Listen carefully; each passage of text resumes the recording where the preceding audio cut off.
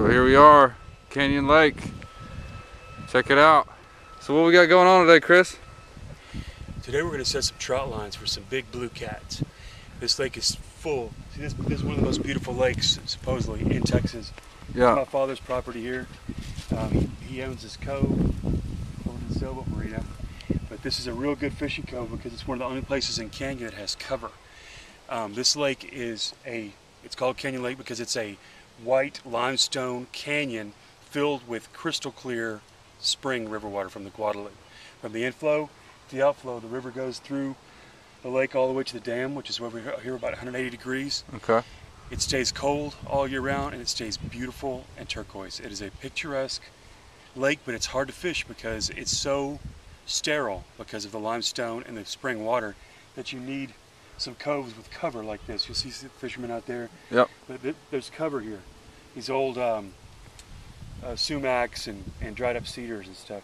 So what we're going to do is we're going to run a 100-yard trot line right across this cove. And we're going to catch as many blue cats as we can. We're going to rebait a couple times.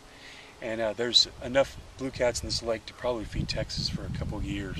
Really? So, oh yes, they're everywhere, and nobody really fishes for them. And they're a pristine fish because they're catfish, but they're up on the food chain. Yeah. So they swim around in the top of the water, not on the bottom in the mud. Really? They'll take lures and live baits. But, really? Blue cats are the cleanest catfish that there are. Man. And they can adapt to salt water too. There's blue cats in salt water too, and they're equally good in salt. Okay, well I'm That's ready. what we're doing today, man. Running trout lines. We're gonna see if we can get 100 pounds. We're looking for 100 pounds. 100 pounds of catfish. All right, let's do it, baby. So all right, so we got, what's this trout line? It's about 100 yards long. It's got brass swivels.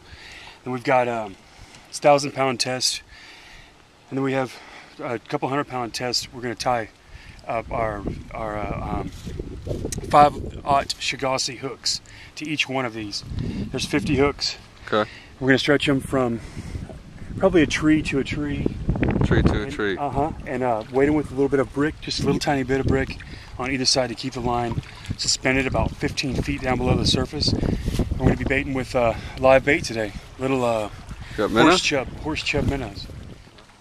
Here we are, rolling up on the vultures. Looks like they got it's either a big catfish or a gar. We'll see how close we can get. Sheesh, it's a huge fish. What is that? It's a deer. It's a deer, bro. Oh my God. It's a buck. Check it out. Deer. What do you know? Look, there's a rifle shot right in his side. You know what that is? When deer get wounded, they run to water. Really? They run into the water, yeah, because I guess they feel hot. Here we are back on our trout line. Chris has been setting hooks from that pile over there all the way to here. 100 yards back. About 100 yards on the last hook here. So, what do you think will be on here tomorrow? Lord, the devil only knows.